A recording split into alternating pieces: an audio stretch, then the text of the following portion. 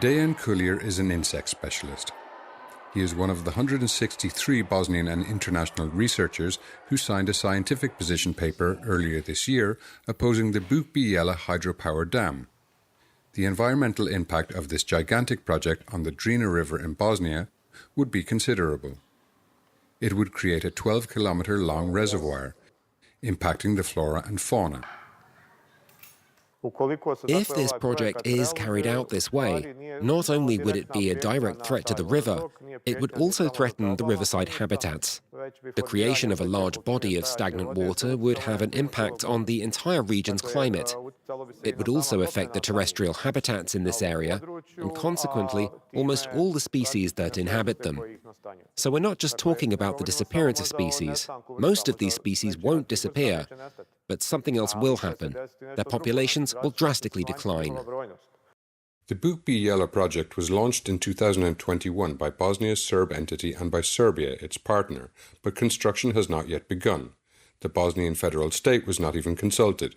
Meanwhile, Montenegro and UNESCO oppose the potential environmental damage.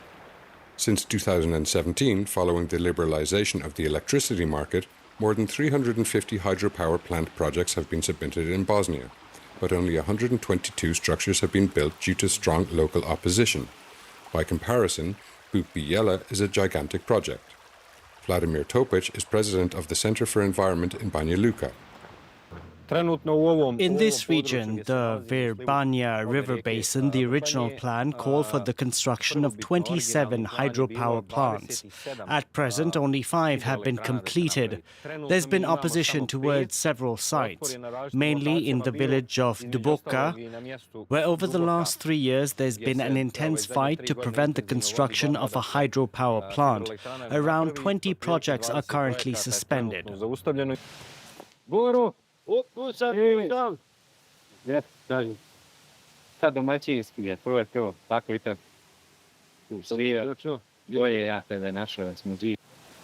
Vladimir visits Goro, who has succeeded in rallying his neighbors to save their river, and with it, their way of life.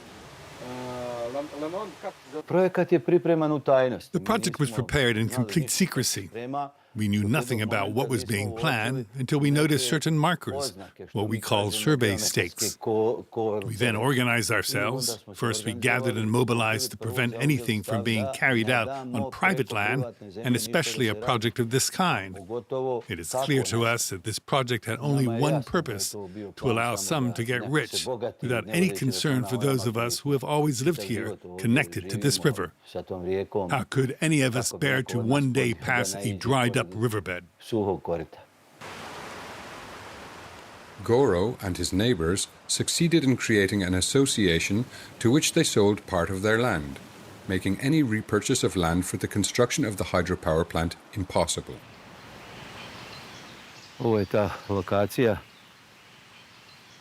This is the place where we organized our first protest.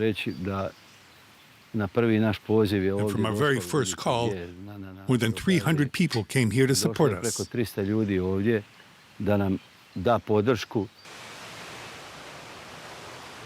But local residents do not always manage to organize themselves.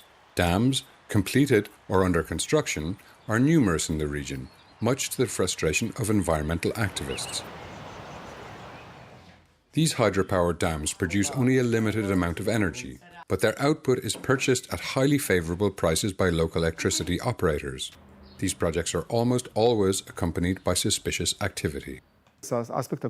In terms of corruption, the problem arises when privileged investors enter these projects. These are actors close to political parties. In many cases, they're not politicians themselves, but they create companies in the names of their wives, family members, or relatives. Instead of companies being selected through public tenders, through public procurement procedures, in almost all these projects, we have direct proposals or contracts with pre-selected contractors without any public competition. The project has been suspended pending the approval of a new environmental impact assessment.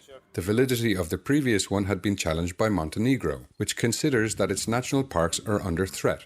Legal proceedings concerning ownership of the dam site have also been initiated by the Bosnian federal government. While the river itself has not yet been touched, the construction of access roads and site facilities has already begun. This is really a race against time, not just in Bosnia and Herzegovina, but in the Balkans as well, to protect our most valuable areas. Almost all major watercourses, from small streams to the largest rivers, are included in one development plan or another. These projects pay absolutely no attention to protecting nature, and as well as threatening natural habitats, they're now endangering local populations, meaning the people who live in those areas. In Bosnia and Herzegovina, protected natural areas account for only 3.47% of the territory, the lowest among European states. Yet, it has the highest density of still wild rivers in Europe, refuges for endemic species. A heritage which Bosnia's Serb entity does not seem to appreciate.